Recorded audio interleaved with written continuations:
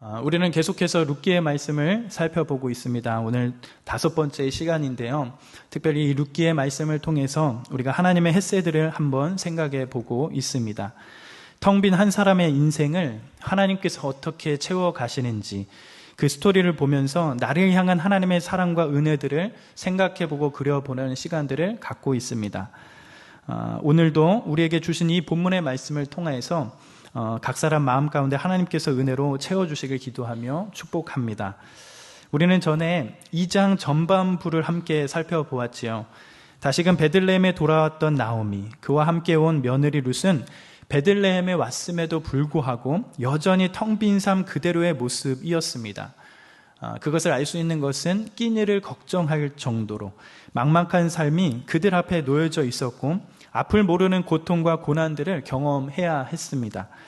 보리 추수 때를 맞아 보리 줍기라도 나서는 룻은 우연하게 수많은 밭들들 중에 보아스 밭에 가서 보리를 줍기 시작하지요.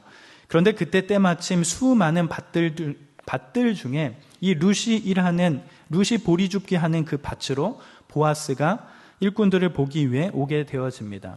우리는 이 우연한 만남, 우연과 같은 이 만남 가운데 하나님의 귀한 섭리를 맛보게 되는 것입니다. 이제 베들레헴에 다시 돌아온 텅 빈 삶을 살고 있는 그 나오미의 삶을 하나님께서 이제 채워 가시기 시작하시지요. 그 서막이 열려가는 것입니다. 이렇게 만나게 된 룻과 보아스, 그렇게 우연히 마침 보게 된 보아스는 룻에게 온전한 상을 주기를 빌면서 하나님의 은혜의 축복을 빌게 되어집니다. 지금까지 시어머니에게 보였던 그 룻의 헤세드의 모습이 소문을 들었던 그 보아스는 룻에게 하나님의 온전한 상이 있기를 빌게 됩니다. 더욱이 보아스는 룻이 오로지 시어머니에 대한 사랑 때문에 베들레헴에 온 것이 아니라 하나님의 백성이 되고 싶은 마음, 또한 신앙 때문이었다는 것을 알아주었고 룻은 자신이 그 마음을 알아준 그 보아스의 호의를 받아들이기 시작합니다. 그러면서 오늘 본문의 말씀이 이어지게 되는 것이지요. 이렇게 우연히 마침 만났던 보아스와 룻이 이제 보아스는 그 룻의 상황 가운데 현실적인 그 필요들을 채워주기 시작합니다. 뿐만 아니라 보아스는 한 걸음 더 나아가서 이 보아스의 그 삶의 그 헤세드를 통하여서 룻을 채워가기 시작하지요. 어떻게 시작하는지, 룻의 그 텅 빈 인생을 어떻게 채워주고 있는지 오늘 본문 14절부터 이렇게 출발을 하게 되어집니다. 우리 14절 말씀 같이 한번 읽어볼까요? 함께 읽겠습니다. 시작. 식사할 때에 보아스가 룻에게 이르되 이리로 와서 떡을 먹으매 내 또 조각을 찍으라 하므로 룻이 곡식 빼는 자 곁에 앉으니 그가 볶은 곡식을 주매 룻이 배불리 먹고 남았더라. 일하는 가운데 어떻게 되는 거죠? 이제 식사 시간이 되었습니다. 밭의 주인인 보아스와 일꾼들이 다 같이 모여서 식사를 하게 되어지지요. 이 식사는 수고한 일꾼들을 위해 제공되는 식사 시간이었습니다. 그런데 그 장소에 지금 누구를 초청하고 있는 것이죠? 바로 보리를 베고 간 자리에서 계속해서 허리를 숙여서 떨어진 이삭을 줍고 있는 그 룻을 초청하고 있다라는 것입니다. 사실 여러분, 이 자리는 누구를 위한 자리일까요? 이 자리는 누구를 위한 자리지요? 바로 일꾼들을 위한 자리입니다. 일꾼들을 위한 자리이지 밭에서 이삭을 줍는 가난한 사람들을 위한 식사는 아니었습니다. 그런데 지금 그 자리에 누구를 초대해 가고 있는 것이죠? 바로 이삭을 줍고 있는 룻을 특별하게 초청을 하고 있는 것입니다. 그런데 여러분 한번 생각을 해보십시오. 지금 룻이 가장 필요한 것은 무엇일까요? 지금 룻의 입장에서 가장 필요한 것이 무엇일까요? 당연히 어쩌면 하나님의 위로와 격려가 필요합니다. 어쩌면 신앙적인 권면도 필요하지요. 그런데 생각을 해보면 지금 당장 이 순간에 룻이 가장 필요한 것은 허기진 배를 채우는 실질적인 상황이었을 것입니다. 룻은 아침부터 정오에 이르기까지 쉼 없이 떨어진 보리를 주었을 것입니다. 어쩌면 해 뜨기 전부터 몇 개라도 더 보리를 줍기 위해서 쉼 없이 움직였을 것입니다. 끼니를 걱정하는 상황 가운데 아침도 버젓이 잘 먹지도 못했을 것이지요. 충분히 먹을 것 없이 오전 내내 일하고 있는 사람이 바로 룻이었습니다. 그런데 그런 상황 가운데 보아스가 룻에게 함께 식사를 하고자 초청을 하고 있다라는 것이죠. 일꾼들과 함께 마련된 그 식사의 자리에 함께 하기를 요청하고 있는 것입니다. 이것을 경험한 룻은 얼마나 격려가 되고 위로가 되었을까요? 어쩌면 가장 룻이 필요했던 그 배고픔을 해결하는, 아무것도 아닌 그런 룻이 받을 수 있는 최고의 선대를 룻이 지금 받고 있다라고 생각이 들 정도입니다. 그런데 이렇게 보아스가 룻을 식사의 자리를 초대하는 과정 가운데 우리가 눈여겨볼 하나가 더 있습니다. 문제는 보아스가 룻을 식사 자리로 초대하는 그 상황 가운데 룻을 어떠한 마음으로 헤아리고 배려하고 있는지, 룻을 향하여 보아스가 어느 정도까지 섬세한 선대와 사랑을 보이고 있는지 볼 필요가 있습니다.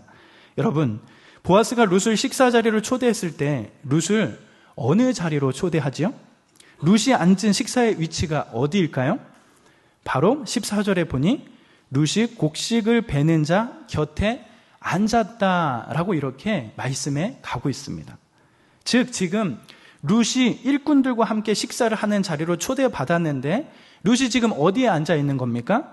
바로 곡식 베는 자들, 즉 일꾼들과 함께 앉을 수 있도록 지금 보아스가 배려를 하고 있다라는 그 사실을 알 수 있는 거지요. 여러분, 생각을 해보면 이게 무슨 큰 일인가 생각을 할 수도 있습니다. 뭔가 이것이 큰 배려인가 생각이 들 수도 있는 것이죠. 그런데 여러분, 생각을 한번 해보십시오. 오늘 이렇게 등장하고 있는 룻은 어떤 사람이지요? 사회적으로 보면 가장 약한 자 중에 하나입니다. 그리고 그저 이삭을 줍는 한 여인이었죠. 사회적으로 보면 가장 힘이 없고 가진 것 없는 그런 사람이 룻이었습니다. 그저 사회적 약자를 위해 그것을 구제할 수 있도록 보장된 이삭 줍기를 하는 그런 사람이 바로 룻이었죠. 그런데 그런 사람을, 그런 한 연약한 여인을 지금 보아스는 어떻게 보고 있는 것입니까? 바로 자신의 밭에서 일하고 있는 일꾼들과 똑같이 한 자리에 앉을 수 있도록, 한 자리에 앉아서 둘러 식사할 수 있도록 그렇게 배려하고 있다라는 것입니다. 상하 구분 없이 원탁에서 식사를 구성하여 허물 없이 음식을 먹는 그러한 자리로 지금 룻을 초청하고 있다라는 사실입니다. 여러분, 보아스는 룻을 떨어진 보리를 그저 줍는, 어쩌면 이렇게 말하기가 조금 그럴 수도 있겠지만 거지처럼 취급하고 대우한 것이 아니라 자신의 밭에 일하고 있는 일꾼들과 똑같이 대우하고 똑같은 사람처럼 생각하고 있다라는 것이에요. 룻이 가지고 있는 소유나 어떤 룻이 외형적인 그런 모습들, 외형적으로 보이고 있는 그 어떠한 모습들로 판단하고 결정한 것이 아니라 하나님의 백성으로 함께 식사할 수 있는 관계임을 드러내고 있다라는 것입니다. 얼마나 세심한 배려이고 선대가 아닐 수 없는 것이죠. 또 이것을 경험하고 있는 룻은 얼마나 마음 가운데 평안과 위로를 경험하며 회복하고 있을까, 회복을 경험하고 있을까 생각도 되어집니다. 정말 인간적으로 생각할 수 없는 그러한 일들을 지금 보아스를 통해서 룻에게 보여지고 있다라는 것이죠. 여러분, 세상은 갑과 을을 구분하여 이야기를 하지요. 갑의 횡포를 많이 보기도 합니다. 뭔가 자격과 조건으로 모든 사람을 구분하고 판단하며 때로는 정죄하기도 하지요. 힘 있는 자는 힘 없는 자를 세우기보다 더 누르려고 하고 그 경쟁에서 더 눌러서 도저히 일어날 수 없을 정도로 가야 그것이 참된 승리라고 말하는 곳이 세상입니다. 적자 생존, 때로는 양육 강식이라고 하는 그런 큰 틀 안에 서로를 지배하고 지배당하는 그런 구조 속에 흘러가는 것이 우리가 살고 있는 세상의 모습이죠. 뿐만 아니라 인간의 고유한 가치가 어떤 인간의 존엄과 존재 자체로 평가되는 것이 아니라 그저 인간의 가치를 판단하는 것이 돈의 유무로 판단되는 세대가 되어가고 있다라는 사실입니다. 돈이 모든 것의 기준이 되는 세상이 되어가고 있죠. 여기 직장 다니시는 우리 청년들도 있겠지만 대학을 졸업하고 사회에 나가면 나의 이름 석자가 뭔가 대표되기보다는 나를 표현하는 것이 나의 이름이 되기보다는 나에게 달린 명찰이 있다면 이름 석자보다 나의 연봉, 때로는 내가 받는 그 연봉이 기준이 되거나 어떤 회사나 어떤 곳에 다니는지 그것이 세상의 판단이요 기준이 될 때가 있습니다. 어쩌면 그런 기준들이 있기에 인간이 그 자체로 얼마나 존귀하고 귀한지 그것을 생각하지 못하고 자꾸 외형적인 기준들과 자격들로 인하여 평가되는 것이 참 속상할 때가 있다라는 것이에요. 이것이 세상의 모습이지요. 우리가 무엇을 하는지, 어떤 직업을 갖고 있는지, 나의 외형이 어떤지, 돈이 많고 적은지 그것을 따져가면서 가진 자들의 폭력들이 행하는 이 세상에 일어나는 무수한 문제들을 만들어내는 것이 바로 세상이고 그것들을 마주할 때가 바로 우리가 사는 세상의 모습이라 생각이 듭니다. 그런데 여러분, 오늘 보아스는 어떠하지요? 우리가 살펴보고 있는 보아스의 모습은 어떠하지요? 어쩌면 아무것도 가진 것 없이 그저 보리를 추수하고 그 떨어진 보리라도 몇 알이라고 주주라고 온 그 연약한 한 여인을 어떻게 대하고 있지요? 그저 이삭을 줍는 거지 중에 하나로 취급하지 않았다는 것입니다. 그녀를 인격적으로 그렇게 대우하면서 대하고 있다는 것이죠. 그녀가 앉아야 할 자리를 일꾼들 속에 만들고 지금 그녀를 식사의 교제의 자리로 초대하고 있다는 사실입니다. 하루 내내 굶어가며 보리 한 알이라도 더 주어야 하는 막막한 인생 가운데 있는 그 여인을 향하여 그녀에게 진정 필요한 텅 빈 그 삶이 무엇인지, 그 배고픔, 허기진 그 배를 채워가면서 그녀가 외롭지 않고 제외되지 않도록, 무한하지 않도록 그렇게 세심한 배려를 보여주고 있다라는 사실입니다. 여러분, 주님을 믿는 자들이 이 땅에서 행해야 하는 사랑의 방식이 무엇일까요? 정말 우리가 사랑한다라고 말할 때에 무엇이 우리의 사랑의 섬김 가운데 있어야 할까요? 사실 저는 오늘의 말씀을 보면서 이 보아스의 삶을 보면서 많은 깨달음과 뉘우침이 있었습니다. 내가 정말 사랑한다고 하면서 그 사랑을 정말 세심한 배려로 행하고 있는가? 어쩌면 사랑한다고 하면서 말하면서 내가 하는 그 사랑이 정말 나 중심적이고 나의 마음을 채우기 위한 그런 사랑의 모습들이 아니었는가 한번 돌아보게 되었습니다. 우리는 가끔 사랑한다고 했을 때 어쩌면 기독교가 말하는 사랑을 말할 때에 가령 이것을 신앙적인 색채가 많이 드러나는 행위들만 사랑이라고 생각하는 것은 아닌가 생각이 듭니다. 기도해 주는 것, 때로는 말씀을 가르쳐주고 함께 예배 드리고 때로는 신앙적인 상담을 해주는 그러한 일들만 사랑이라고 생각할 때가 많다라는 것이죠. 그런데 오늘 보아스의 모습을 보면서 하나 배우게 되는 사실은 성경이 말하는 사랑은 상대방의 필요에 구체적이고 실제적으로 반응하는 것이다 라는 그 사실을 알게 됩니다. 물론 상대방의 필요를 다 채워줄 수는 없는 것이지요. 그리고 당연히 신앙적인 색채도 드러나야 합니다. 그런데 중요한 것은 상대방이 진정 지금 필요한 것이 무엇인지, 지금 당장 해결해야 하는 것이 무엇인지 그것을 살펴보면서 그 사람의 상황에 맞게 베풀어지는 것이 어쩌면 적극적인 사랑의 행동이다라는 그런 생각을 해보게 되는 것입니다. 주님께서 우리를 사랑을 행하는 자들로 세우셨습니다. 하나님의 사랑을 경험한 자들로 우리가 한 손에는 복음을 가지고 때로는 한 손에는 사랑을 가지고 이렇게 균형 잡힌 사랑의 모습들로 그렇게 우리의 동역자들을 섬겨가고 지체들을 섬겨가는 그러한 귀한 모습들이 우리 안에 있어야 하는 것이죠. 정말 우리 안에 그런 것들이 넘쳐가길 기도합니다. 더불어 보아스는 여러분 룻을 위해 더 세심한 배려들을 보여주고 있습니다. 또 보아스는 룻을 향하여 어떻게 룻의 그 텅 빈 인생을 텅 비어 있는 삶을 채워가고 있을까요? 어떻게 힘없고 가난하고 보리 추수 후에 떨어진 그 보리 나삿을 줍고 있는 그 한 여인 룻을 향하여 선대하고 배려하고 있지요? 우리 그 다음 말씀 15절 16절 말씀 같이 한번 볼까요? 15절 16절입니다. 같이 한번 읽어보겠습니다. 시작. 룻이 이삭을 주러 일어날 때에 보아스가 자기 소년들에게 명령하여 이르되 그에게 곡식단 사이에서 죽게 하고 책망하지 말며 또 그를 위하여 곡식 다발에서 조금씩 뽑아 버려서 그에게 죽게 하고 꾸짖지 말라 하니라. 여러분, 식사를 다 하고 난 후에 보아스가 자신의 밭에서 일하는 사람들에게 이렇게 말하는 것이죠. 어떻게 말하지요? 룻을 곡식단 사이에서 죽게 하고 책망하지 말고 또 그녀를 위하여 곡식 다발에서 조금씩 뽑아 땅에 버려 그녀로 죽게 하고 꾸짖지 말라라고 그렇게 말하고 있습니다. 여러분 보세요. 얼마나 지금 보아스가 룻을 향하여 선대하고 있습니까? 정말 세상에서 자주 볼 수 없는 그런 친절을 지금 보이고 있습니다. 세상의 주인들은 보통 어떻게 하지요? 어떻게 하든지 많은 이익을 거두려고 합니다. 많은 소득을 보려고 하지요. 그게 정상입니다. 그게 보통의 사람 주인들의 모습이지요. 그렇게 해야 합니다. 보리를 거두게 될 때에 보통의 주인들은 소득을 많이 보는 것이 정상이죠. 그런데 지금 보아스는 어떻게 하라고 지금 일꾼들에게 시키고 있는 것이지요?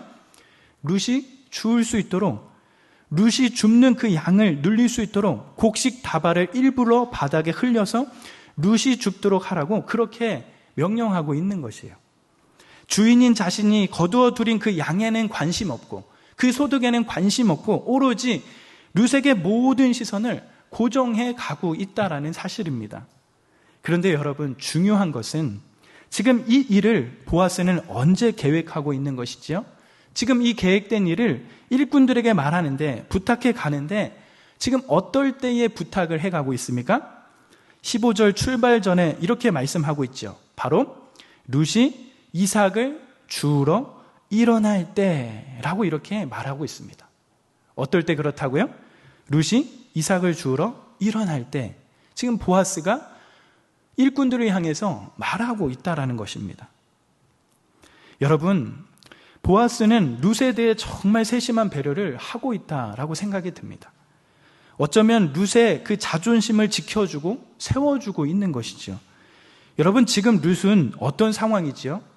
룻은 보리 추수 후에 떨어진 이삭을 주우러 나온 여인입니다. 또한 남편도 없어요. 거기다가 베들레헴 출신도 아닌 모압 지방, 즉 이방 여인입니다. 또한 거기다가 홀 시어머니를 모시고 아무도 없는 영구제에 와 있는 것이죠. 그녀가 표현하지는 않았지만 그녀의 마음이 얼마나 비참했을까 생각도 들게 되지요. 자신의 삶의 무게가 참 무거웠을 것입니다. 한 끼 한 끼 해결해가는 이 삶이 버거울 수도 있습니다. 자신의 삶에서 희망을 찾기에는 쉽지 않은 그런 상황이죠. 그런데 그런 상황 가운데 보아스가 룻을 챙겨준다고 나중에 돌아가는 룻에게 보리자루 하나를 챙겨주면 여러분 어떻게 되지요? 룻이 어떻게 되는 겁니까? 룻은 그 보아스가 챙겨준 그 보리자루를 받게 되면 룻의 입장은 보리 하나 준다고 했을 때, 그 보리자루 하나를 받는다고 했을 때 그냥 그 상황 가운데 거지가 되는 것입니다. 보아스가 룻이 참 불쌍하다라고 생각해서 그 자리에서 바로 보리자 하나를 룻에게 준다면 그 상황 가운데 룻은 바로 거지가 된다라는 것이에요. 그런데 보아스는 그렇게 하지 않았다는 것입니다. 보아스는 룻의 자존심을 지켜가면서 하나님의 보호의 날개 아래 피하는 신앙적인 결단과 헤세드 때문에 베들레헴에 온 그 룻의 자존심을 지켜주고 있다라는 것이에요.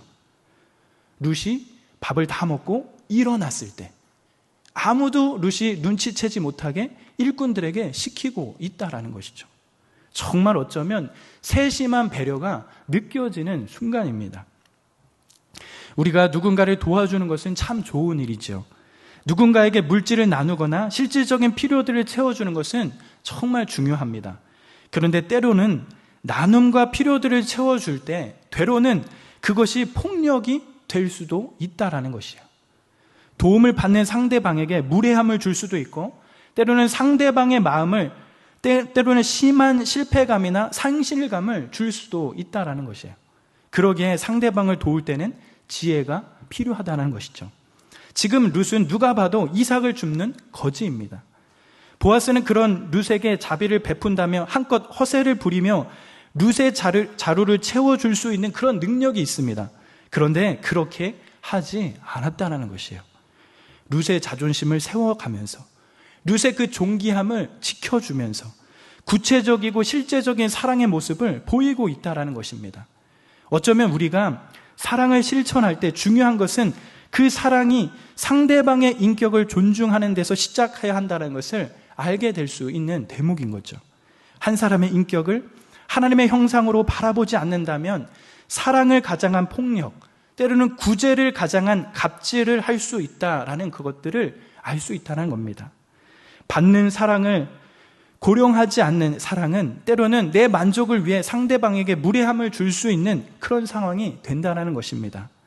사랑을 위해서도 도움을 위해서도 구제 가운데서도 이 지혜가 필요하다는 것을 알 수 있게 되어지는 것이죠. 보아스의 세심한 배려가 어떻게 큰지, 룻을 향한 그 보아스의 그 마음이 얼마나 가득한지 그것을 알 수 있는 대목이 되어집니다. 그러면서 이 보아스의 헤세드가, 이 보아스의 세심한 배려가 어떠한 모습으로 나오게 되어지는지 이어서 말씀에 가고 있습니다. 이 보아스의 세심한 배려가 텅 빈 한 여인, 그저 떨어진 보리를 주어야 하는 그 텅 빈 인생을 어떻게 채워주고 있는지, 어떻게 채웠는지 우리는 확인해 보면서 알 수 있게 됩니다. 우리 17절, 19절 말씀 같이 한번 읽어볼까요? 17절, 19절입니다. 시작. 룻이 밭에서 저녁까지 줍고 그 주운 것을 떠니 보리가 한 에바쯤 되는지라. 그것을 가지고 성읍에 들어가서 시어머니에게 그 주운 것을 보이고 그가 배불리 먹고 남긴 것을 내어 시어머니에게 드리매 시어머니가 그에게 이르되 오늘 어디서 주었느냐 어디서 일을 하였느냐 너를 돌본 자에게 복이 있기를 원하노라 하니 룻이 누구에서 일했는지를 시어머니에게 알게 하여 이르되 오늘 일하게 한 사람의 이름은 보아스니이다 하는지라. 여러분, 룻이 보아스의 선대로 인하여 하루의 일을 잘 마무리하게 되었습니다. 저녁까지 일하고 그 주운 것을 보니 보리가 어느 정도 되었지요? 한 에바쯤 되었다라고 그렇게 말씀해 가고 있습니다.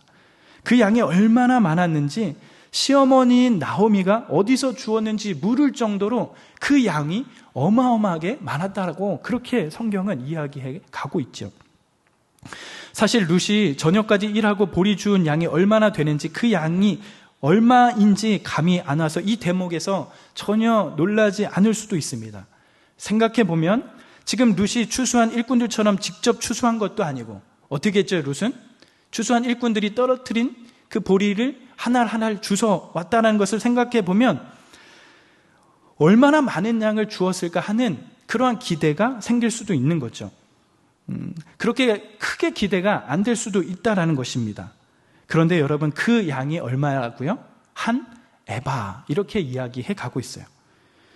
우리는 이 에바를 히브리어로 바구니라고 의미하는 그 말로 바꿀 수 있는데 우리나라에서 사용하는 단위 중 말이라는 단어를 생각하면 좋겠습니다. 그래서 우리가 물질의 양을 잴 때 한 말, 두 말 이렇게 재는 것처럼 말이다라고 생각을 하면 좋겠지요. 이 에바를 우리에게 익숙한 리터의 단위로 환산하면 약 22리터의 단위로 환산이 됩니다. 근데 이 22리터의 무게를 환산하면 약 17kg 정도 나오는 그런 단위가 되어집니다. 여러분, 하루 종일 보리 나삿을 줍는다고 생각하면 여러분 17kg 주었다고 생각한다면 여러분 믿을 수 있겠습니까? 여러분 한번 밭에 가서 한 날 나닷을 주워 보세요. 그러면 여러분 17kg를 주었다라고 하면 어떻게 생각이 될까요? 보통 우리가 시중에서도 쌀을 사면 여러분 20kg 들 수 있을 정도입니까? 20kg를 들면 조금 묵직하다 그런 생각이 들 수도 있지요. 지금 이 룻이 하루 동안 보리를 주었던 양이 바로 17kg 정도 되었다라는 것입니다. 어쩌면 그냥 한 끼 정도 때우기 위해서 나가서 이삭 줍기를 했던 것인데 어쩌면 한 달 이상 먹을 수 있는 양의 그 이삭을 가지고 돌아온 것이에요. 정말 생각할 수도 없는 그런 일들이 나오미와 룻의 삶 가운데 일어나고 있다라는 것입니다. 이것은 바로 보아스가 보인 헤세드의 풍성함입니다. 보아스가 룻에게 보인 섬세한 배려가 낳은 결과입니다. 룻은 어쩌면 이방 여인으로 아무 연고도 없는 곳에 와서 처음으로 이삭 줍기를 해본 어쩌면 힘없는 여인에 불과했습니다. 하루 동안 이삭을 주면 얼마나 되는지 그것이 감도 없습니다. 그저 가난한 사람들이 그렇게 해서 끼니를 때울 수 있을 정도로 생각하고 무작정 밭으로 나간 것입니다. 그런데 지금 보리자루 하나를 들고 온 것이에요. 룻이 그 정도의 어떠한 풍성함을 맛보고 있는 것이죠. 이 상황 가운데 나오미와 룻은 누군가에게 넘치는 사랑을 받았다는 것을 알고 감격하고 축복하고 있다라는 것입니다. 보아스는 룻을 위해서 일꾼들에게 보리를 흘리라고 말했습니다. 그런데 어쩌면 일꾼들이 흘려도 많이 흘린 것이죠. 룻이 감당할 수 없을 만큼의 양을 그렇게 뿌려진 것입니다. 보아스가 보인 사랑은 이처럼 한계가 없는 사랑을 보인 것이지요. 무조건적인 사랑, 조건 없는 사랑, 그러한 사랑을 흘려보내면서 텅 빈 한 여인, 힘없고 가난한 한 여인, 모든 것이 절망적인 이 한 여인의 삶에 들어와 그 여인이 감당할 수 없을 정도의 그런 풍성함을 만들고 있다라는 것입니다. 사랑하는 여러분, 이렇게 넘치는 헷세드의 모습을 보인 보아스의 모습을 보면서 여러분 자꾸 누군가 떠오르게 되지요? 누가 떠오르지요? 넘치는 사랑, 풍성한 은혜, 무조건적인 사랑과 인애, 조건 없는 사랑과 은혜, 한계가 없는 사랑을 베풀고 있는 이 보아스의 모습을 보면서 여러분 자꾸 누가 떠오르게 되지요? 과연 이 보아스와 룻의 이 스토리를 통해서 말씀은, 성경은 우리에게 무엇을 말씀하고 싶은 것일까요? 보아스가 룻에게 보인 이 사랑의 스토리를 통하여 우리는 자꾸 하나님의 모습이 떠오르게 됩니다. 우리를 위해 죽기까지 사랑하신 그 사랑, 무조건적인 사랑의 결정체 예수 그리스도의 모습이 떠오르게 되는 것이죠. 텅 빈 우리의 삶 가운데, 우리의 인생의 텅 빈 그 삶을 풍성하게 채우실 분이 누구신지, 우리의 무너졌던 삶과 인생을 다시금 회복시키실 분이 누구신지, 우리 한 사람의 존재를 너무도 잘 알고 계시고 배려하시고 우리를 누구보다 사랑하고 계신 분이 누구신지, 우리가 어떤 모습과 상황 가운데 있더라도 우리를 향하여 그럼에도 불구하고 함께 하시겠다고 하시는 분이 누구신지 우리는 이 보아스의 모습과 삶을 통하여 하나님의 사랑과 은혜를 배우게 되는 것입니다. 룻처럼 우리의 텅 빈 인생 가운데 우리 주님께서 찾아오셨습니다. 어쩌면 죽을 수밖에 없는, 때로는 무덤으로 갈 수밖에 없는 인생 가운데 생명으로 우리의 삶에 그 주님께서 찾아오셨습니다. 목이 마르고 때로는 허기진 우리의 인생에 생명의 풍성함으로 우리 주님께서 오셨습니다. 우리가 오늘의 말씀을 생각하면서 보아스가 룻에게 보인 섬세한 헷세드의 모습을 생각하면서 우리의 텅 빈 인생에 찾아오신 그 하나님의 사랑과 은혜를 기억하는 귀한 시간들이 되기를 간절히 기도합니다. 소망 없는 인생 가운데 풍성함을 더해 주시고 산소망이 되셔서 우리를 또한 채워가시는 그 하나님의 사랑과 은혜를 생각하며 주님을 믿는 그 풍성함이 저와 우리 형제 자매들의 삶 가운데 넘치길 기도하며 축복합니다. 여러분, 하나님은 우리의 모든 것을 알고 계십니다. 또한 그 믿음 가운데 우리 가운데 은혜와 평강으로 인도하시며 우리의 풍성한 삶을 채워가십니다. 우리의 삶을 채워가실 그 하나님을 기대하면서 그 하나님의 섭리 안에 들어온 우리의 삶이 어떻게 풍성해져 갈지 그것을 기대하면서 그렇게 주님을 믿어가는 그 풍성함이 저와 우리 형제 자매들의 삶 가운데 넘쳐가시길 간절히 기도하며 축복합니다. 하나님은 사랑이십니다. 믿으십니까? 그 사랑의 하나님을 날마다 경험해 가면서 풍성한 삶이 여러분의 인생 가운데 넘쳐가시길 기도합니다.